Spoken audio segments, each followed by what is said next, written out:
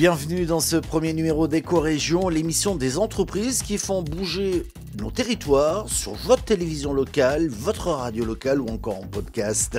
Bienvenue dans cette grande première. Au sommaire, petit bateau racheté par un fonds américain, les explications de Canal 32 dans un instant.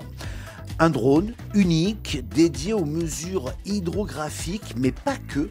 Nous le découvrirons dans un instant avec le reportage de TBO. De l'eau de pluie pour nettoyer les bus, Limoges a trouvé la solution, reportage de cette à Limoges. Et puis la fibre qui a du mal à s'installer dans la Sarthe. Encore trop de zones d'ombre noire si vous voulez. LMTV nous en dira plus. Et puis, que faire des friches industrielles? Ces usines qui ont fermé et ont laissé des ruines. Est-ce un atout ou une plaie pour les communes? Un reportage de Puissance Télévision. La marque Petit Bateau, propriété du groupe Rocher jusqu'à présent, a été cédée à un fonds d'investissement américain. Les précisions et les explications de Canal 32. Après le groupe Rocher, Petit Bateau va voguer sur de nouvelles eaux. Ce jeudi en fin de matinée, le nom du repreneur de la marque de prêt-à-porter pour enfants a été dévoilé. Il s'agit du fonds d'investissement Regent, une structure californienne de capital investissement multisectoriel. Reste à connaître les conséquences concrètes sur l'emploi. Sur le sujet, le groupe Rocher précise dans un communiqué qu'il est convaincu que Regent donnera à la marque l'élan nécessaire pour soutenir ses ambitions, tout en préservant l'ancrage et l'identité qui font sa force. Tout au long du processus, le groupe Rocher restera aux côtés des équipes pour assurer une transition fondée sur le dialogue. Le 15 janvier dernier, le groupe Rocher avait annoncé que la marque Petit Bateau était à vendre afin d'insuffler une nouvelle dynamique dans l'entreprise. Il aura fallu donc près de 9 mois pour boucler la reprise. En se séparant de Petit Bateau, le groupe Rocher, originaire de Bretagne et propriétaire de la marque Yves Rocher, souhaitait se recentrer sur son cœur de métier, les cosmétiques. Il possédait la marque Petit Bateau depuis 1988 et avait permis depuis un redressement économique spectaculaire. Cette reprise est une étape importante pour Troyes et son agglomération. Petit Bateau emploie ici 600 personnes, que ce soit dans l'usine historique rue du lieutenant Pierre Murard, un site labellisé entreprise du patrimoine vivant, ou dans l'immense centre logistique à Buchères. Petit Bateau, c'est aujourd'hui 20 millions de t-shirts fabriqués par an, essentiellement au Maroc, et 2300 emplois en France. Dès l'annonce de la mise en vente du pionnier de la mode enfantine, François Barouin, le maire de Troyes, était monté au créneau pour sensibiliser les repreneurs potentiels à l'importance historique et économique de la marque pour la cité tricasse depuis 131 ans. Nul doute que les décideurs locaux vont continuer à garder un œil sur cette reprise à l'accent américain.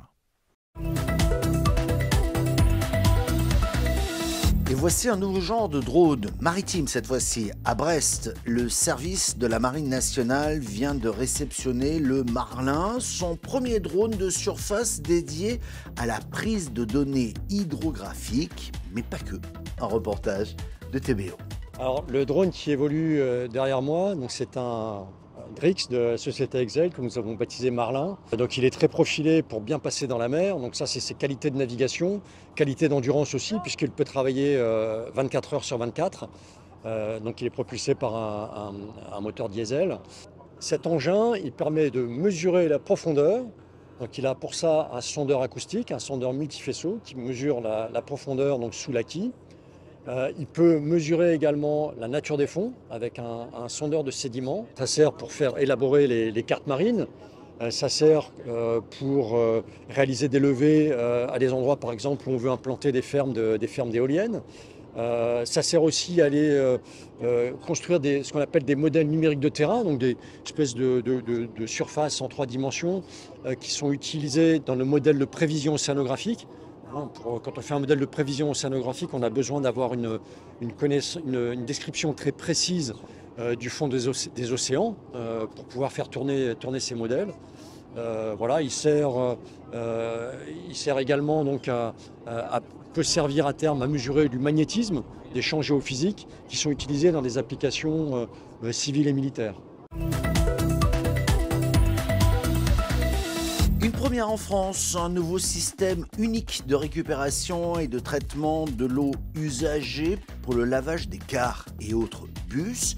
Alimentés par de l'eau de pluie, cette installation permet de réutiliser presque chaque goutte, et encore.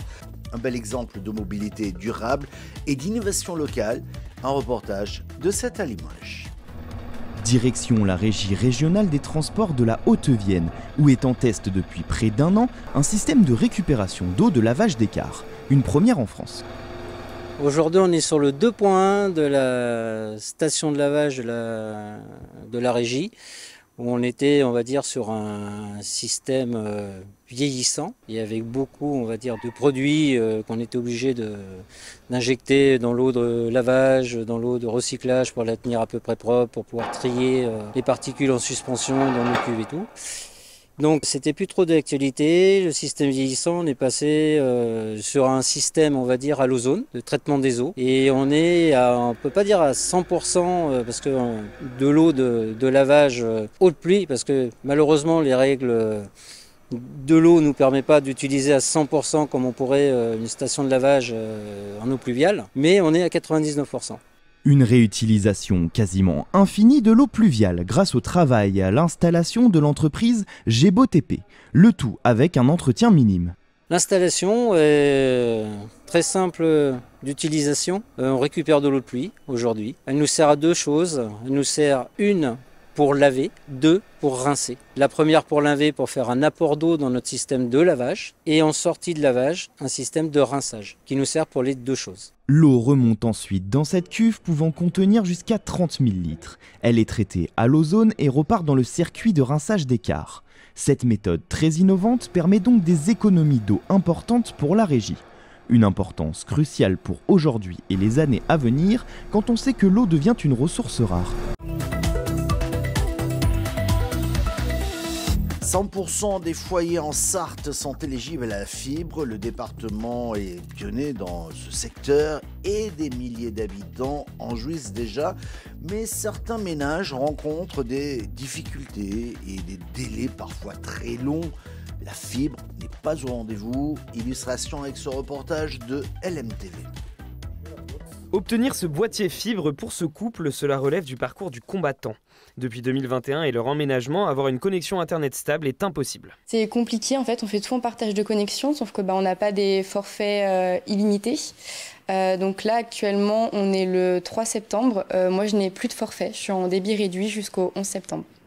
Alors ils accentuent leur démarche. Janvier 2025, ils effectuent des travaux pour que le délégataire de service public Sartelle puisse intervenir. De la maison jusqu'au bout du chemin, donc tout ici, on a creusé à peu près 1,3 km de tranchées pour mettre les fourreaux, afin qu'on puisse être accordé à la voirie tout simplement. Le problème, c'est qu'on fait les travaux qu'ils nous ont demandé de faire. Juillet, on a été obligé de les relancer parce qu'il n'y avait pas de nouvelles. Ils nous auront appelé pour nous dire ils sont en vacances, donc vous aurez des nouvelles au mois de septembre. Et en fait, c'est sans cesse repoussé. D'autres foyers rencontrent des problèmes similaires. Même si 75% des Sartois sont fibrés, quelques installations nécessitent plus de temps. La grosse difficulté, c'est quand on a à créer du nouveau génie civil. On a notamment besoin d'obtenir des permissions de voirie pour pouvoir faire des trous sur le domaine public, préparer les chantiers, mobiliser des entreprises. On a une forme de délai incompressible, c'est à peu près 6 mois dès lors qu'il y a des travaux et des tranchées à réaliser. Et le principal problème pour Sarthe Numérique, qui supervise le déploiement dans le département hors métropole du Mans, c'est qu'ils n'ont pas connaissance de tous les problèmes. La réglementation en France fait que, quel que soit le problème du client, du particulier, il doit se tourner vers son opérateur commercial. Et c'est ensuite à la charge de cet opérateur-là de venir mobiliser notre délégataire de service public. Surtout que d'ici à janvier 2027 et janvier 2028, en fonction des communes, le réseau ADSL cessera de fonctionner et que tous les Sartois devront être raccordés fibre pour bénéficier d'un accès Internet. Les friches industrielles sont certes un témoignage du passé de la commune, mais ces usines abandonnées sont un poids pour les villes. Mais pour certaines municipalités, ces friches peuvent devenir un atout local. Un reportage de Puissance Télévisions. C'est un paysage ordinaire dans chaque ville, des grands bâtiments abandonnés presque en ruine sur plusieurs hectares. Les friches industrielles sont certes un témoignage du passé de la commune, mais ces usines sont un poids pour les villes. Les projets sont difficiles à mettre en place, pas de repreneurs. Ces murs reste donc figé dans le temps. À Saint-Dizier, il y a 2 tours, la tour Mico, reprise en 2006, mais aussi la tour Ito.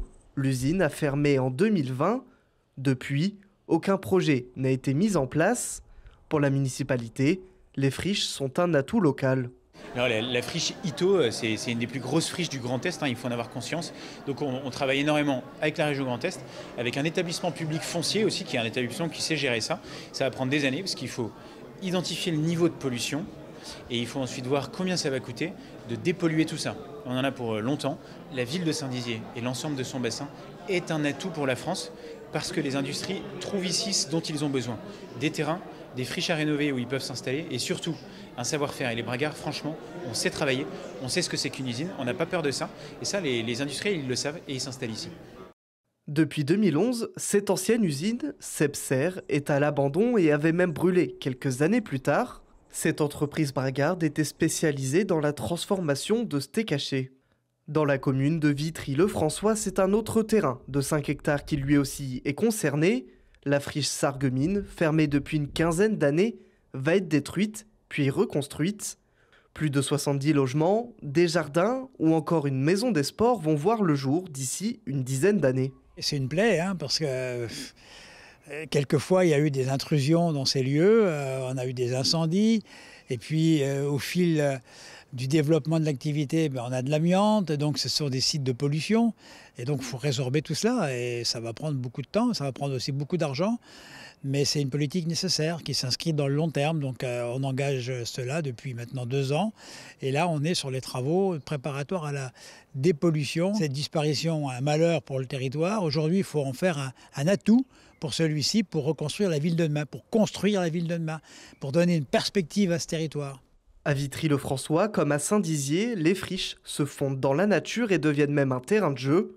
Dans le département de la Marne, il y a 199 sites industriels abandonnés, presque tout autant en Haute-Marne. Pourtant, ces bâtiments sont des fois réindustrialisés, comme la friche Renault, reprise depuis maintenant plusieurs mois.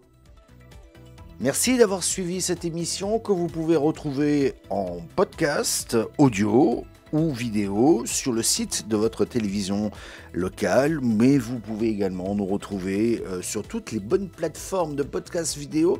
Et puis un grand merci également à toutes les radios qui nous diffusent. À la semaine prochaine.